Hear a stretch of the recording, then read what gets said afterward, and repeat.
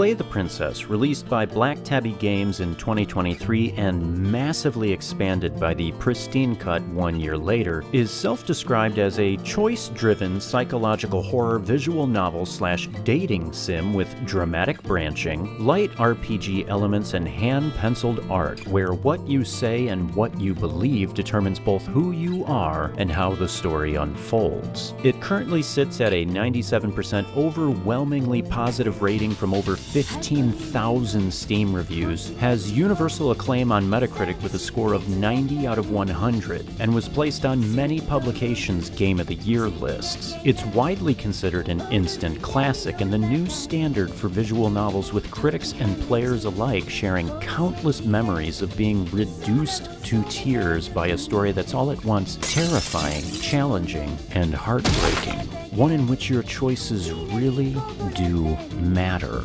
Except... do they?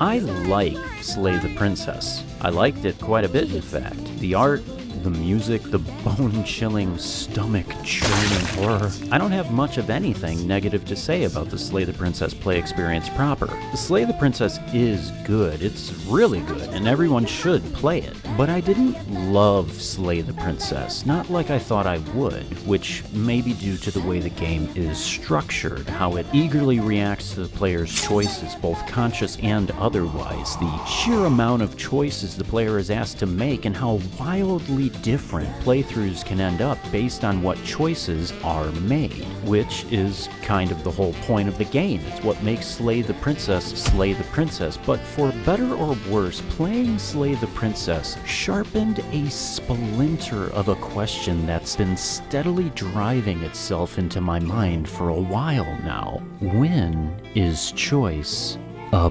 bad thing? Yay! To give a quick summary of Slay the Princess, you're on a path in the woods, and at the end of that path is a cabin, and in the basement of that cabin is a princess. You're here to slay her. If you don't, it will be the end of the world. What a crock of pretentious bullshit. At the start of Chapter 1, you're accompanied by the narrator, who you're able to interact with and who will constantly remind you of why you're here. Princess, dangerous, cabin, slay, now.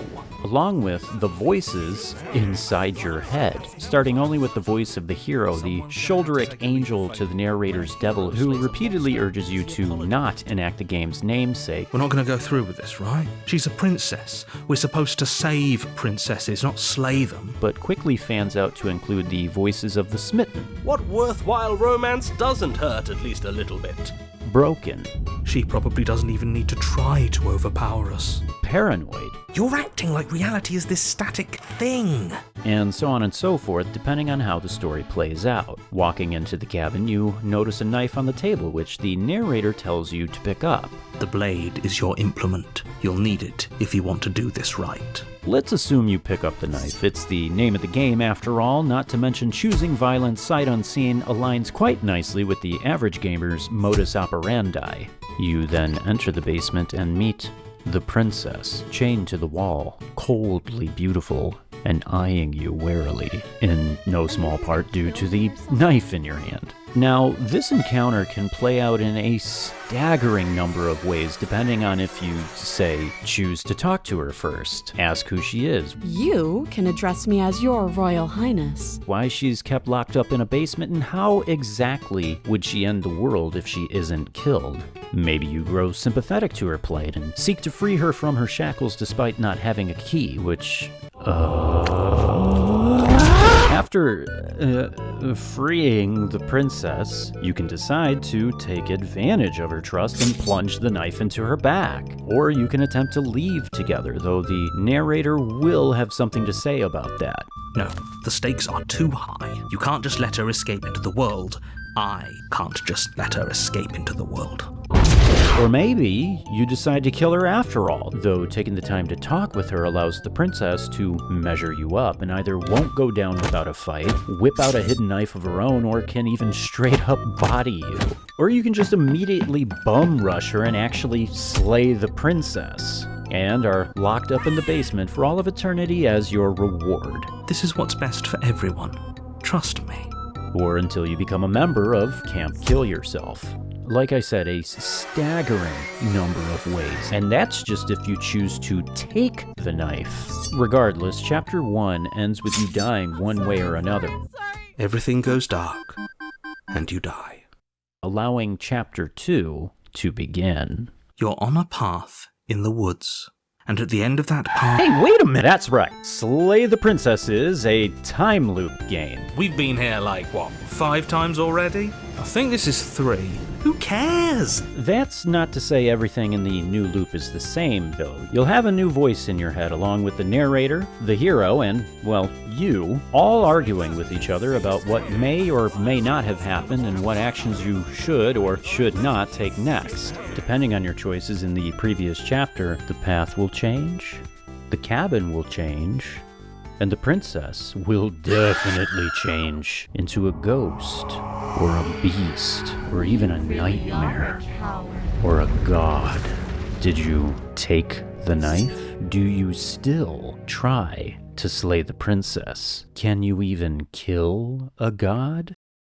Hell yeah! Each of these disparate princesses all come with their own fresh set of, that's right, choices, further fracturing the narrative pathway down ever wider distances, with the story sometimes continuing on to a Chapter 3, Chapter 4, or as your often bloody conflict with the princess draws to its often bloody conclusion, until...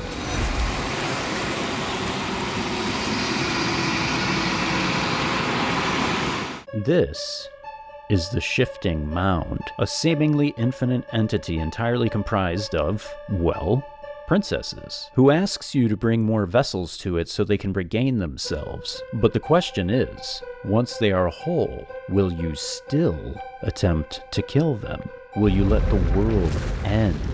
Or is there another way?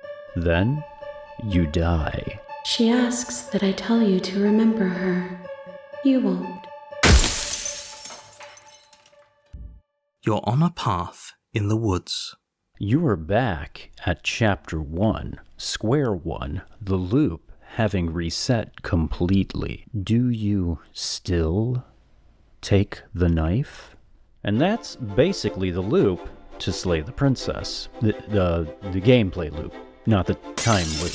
You start at Chapter 1, you make some choices on how to approach the princess, see how vastly different things will play out this time. The Shifting Mound then comes to claim a new vessel and the game resets.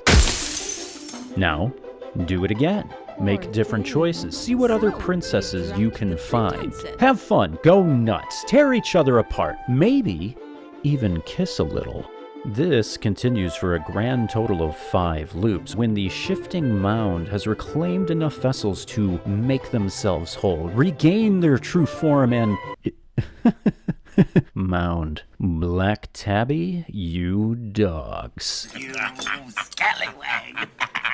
Thus begins the final boss fight of sorts, a philosophical debate between the Shifting Mound, who's... I can't unsee it now. Who's revealed to be the god of change, and yourself, who turns out to be the god of stasis, appropriately named the Long Quiet, as the narrator Scooby-Doo recapped right before this final encounter. See, you and the princess used to be 2 sides of the same coin, 2 halves of the circle of life, but the narrator, a mortal man, somehow ritualistically sacrificed his own life in order to tear you 2 apart, and... It don't matter. None of this matters. Listen, if you're a fan of the channel, you already know I don't care for lore. Not that the backstory isn't important, but what really matters to me is the central conflict between our two main protagonists. Putting all the narrator stuff aside, you and the princess used to be an inextricably linked item, who were forcefully broken apart and pitted against each other. The central conflict then is, what do you do with this person you can't seem to quit? Do you hurt them? Do they hurt you? Obviously, we find a third choice that nobody wants. The thing is, though, that there aren't any wrong choices in this final confrontation or at any point throughout Slay the Princess. That's because the game is extremely well at taking whatever choice you make, then responding with the words yes and. Yes and is the bedrock foundation of live improv comedy, where no matter what your partner says, no matter how outrageous it may be, you always respond with an enthusiastic yes and. That's when he did something totally unexpected. Something so crazy and wild it took me totally by surprise. Even though it was kind of funny, it still was really weird.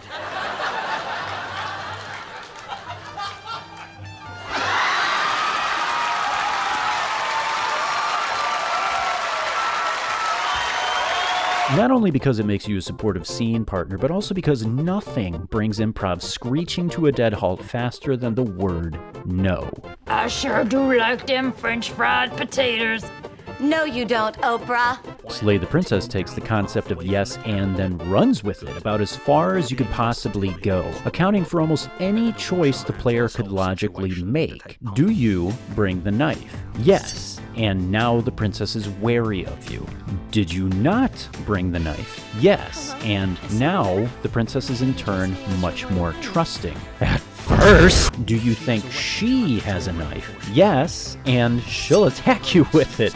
Do you get your ass handed to you? Yes, and now she's a 10-foot tall dummy mommy and I need her to step. Do you decide to leave right away and not even enter the cabin at all? Yes, and now reality's folding in on itself, allowing all possible actions with all possible outcomes to occur at all possible times. Slay the Princess, with its unerring ability to yes and your every action, is the ideal improv partner. But improv, while great for off-the-cuff comedy, it's not so great for drama. Drama is conflict, and conflict means occasionally hearing the word no, which Slay the Princess very rarely says. No, you can't just let her escape into the world. Sure, it may seem like a conflict is taking place. I mean, look at all the blood. It may not seem like it, but you're almost always in control of the situation. Let go of my dad, you're gonna hurt him. Oh no, I'm only making it look like that. He's totally in charge of the situation. Act scared, she gon' get scary. Do nothing, she'll wait. You stare at the princess, squinting. She squints back.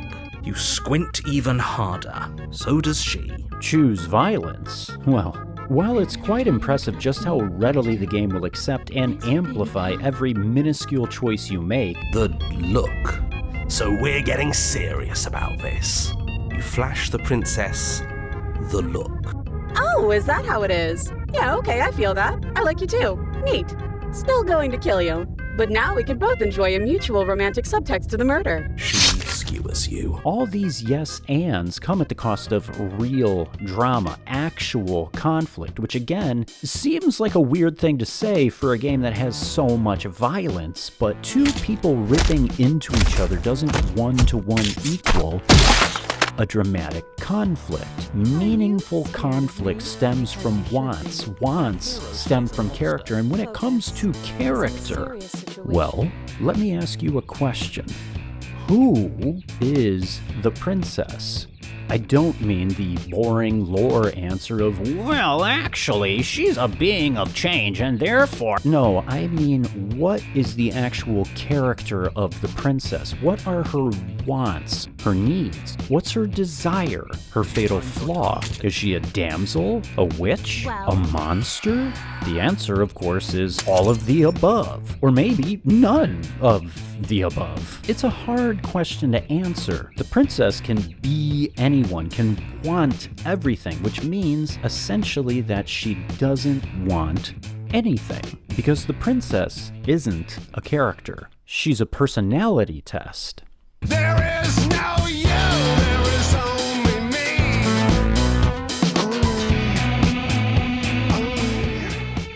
When you start your first run through Slay the Princess, you have no idea who you are, why you're there, what your ultimate goal is, other than to commit an act of regicide. This is the narrative trick that drives Slay the Princess. With very little upfront information to go off of, the player isn't going to play a role. They're going to play as themselves. Every step of the way, the player will ask themselves, what would I do in this situation? Would I take the knife? Would I talk to the princess? Would I attack her? Would I free her? What would I do?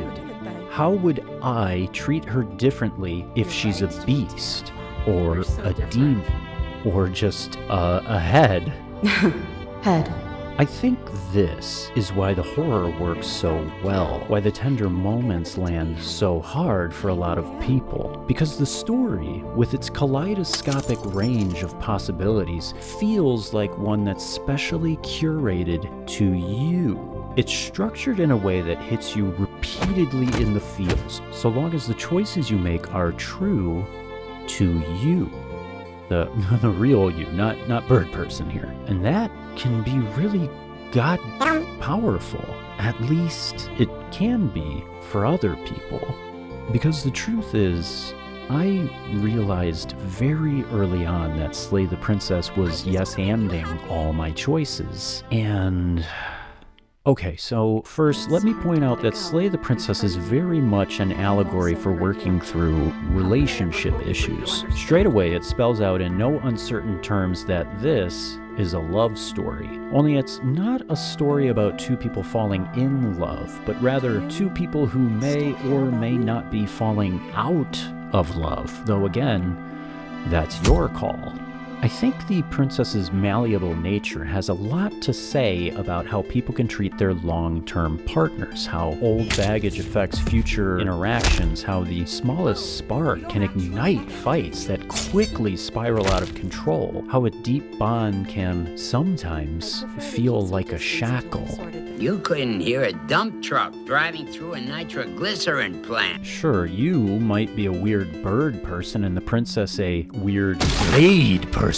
But that's also how two people trapped in a bad situation can grow to view each other as monsters. Not to get too personal, but a long time ago I was in a terrible relationship. One that should have ended about a month after it began, but of course went on for several years. Don't worry, I'm good. But that's not exactly a period of time I'd be eager to revisit. So when I realized that Slay the Princess was effectively a toxic relationship simulator, Nothing exists outside of us. It's just you and me, dying and coming back, clashing against each other, forever.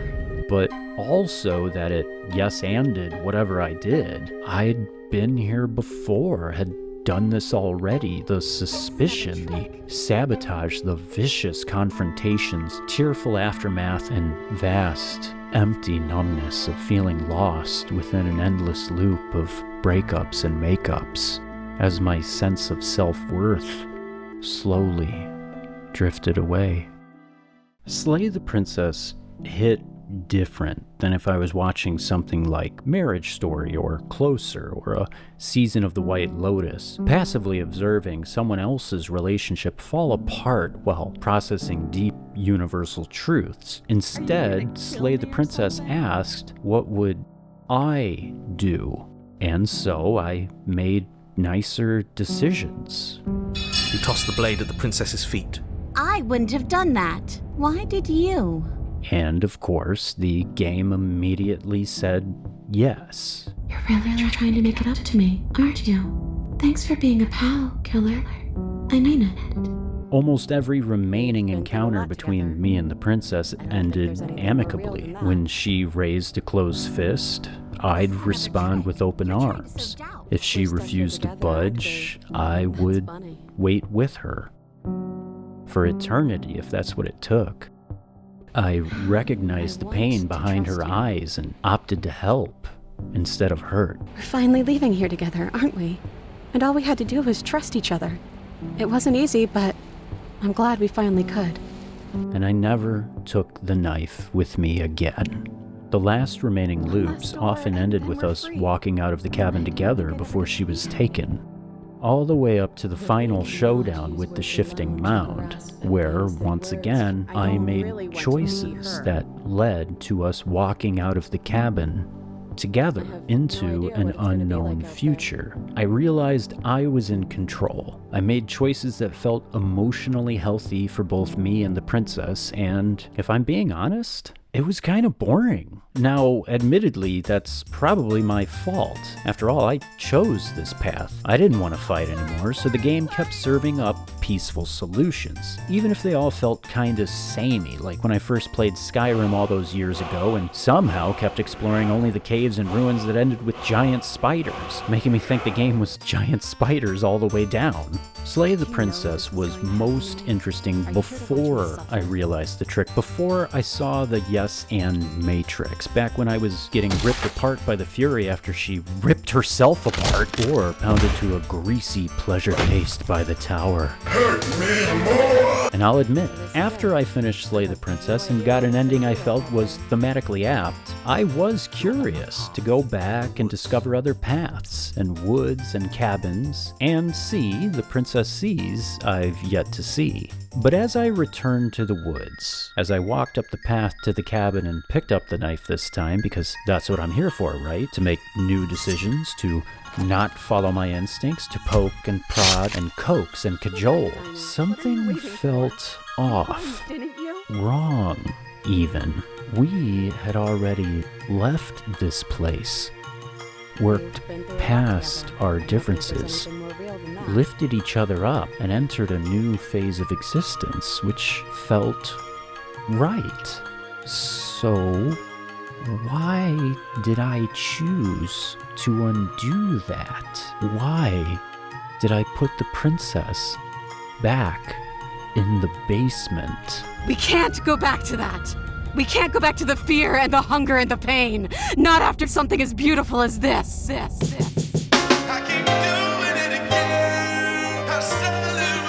There's an ending in Slay the Princess titled Happily Ever After, wherein the princess and the Long Quiet decide all they really need is each other, exactly as they are, and remain in the cabin together. Turns out they don't have a lot to talk about, as the damsel, her name in this reality, exists solely to make the Long Quiet happy, which doesn't make for good conversation. After all, she can only respond with yes and. So, they decide to have a feast, and it's the most sumptuous feast you could imagine. Every delectable dish perfectly presented, each bite bursting with incredible flavor. And when the last possible morsel is finally consumed, they're still hungry. The feast, while indescribably delicious, is not filling. So, they eat again. The banquet just as good this time around, just as rich and savory and flavorful, but they've already had it. It's just a little bit less satisfying this time around, and they are still as hungry as before. Yet, for lack of anything else to do, they eat again, and again, and again, and again. Each following feast an experiment in diminishing returns, each new course less pleasurable than the last, until they are both so sick of the extravagant spread that they couldn't possibly take another bite. I'm so tired of this. Then, they decide to play a board game together, injecting new life into their relationship, once more able to take pleasure in each other's company as they learn the rules, figure out ideal strategies, and even invent their own house rules, keeping the game fresh as they play again and again. And, well, you already know where this is going. I don't think I can play anymore. This eternal hunger for more, of consuming all of a thing, of extracting every last possible scrap of worth from something you love, leaves behind an empty, joyless husk, a life that's drab and devoid of all meaning, one so reprehensible that even the narrator, the very being who first set you on this path to slay the princess again and again and again in order to lock all of existence into a state of permanent stasis. He admits this is a fate worse than death. This isn't fun anymore, is it? You don't need me to tell you that it isn't. Oh. I think I might have made a terrible mistake. I'm just not sure the world I want is worth it. To return to slay the princess, to start a new playthrough after all the violence and bloodshed, the backstabbing, jump scares, slow digestions, and especially if you reach the ending where you and the princess in no uncertain terms quite literally walk out of the game. It's the genocide run. Did you know this was going to happen to me? Are you here to watch me suffer? Are you here to laugh? You put the princess back in the basement. You chose this. When is choice a bad thing?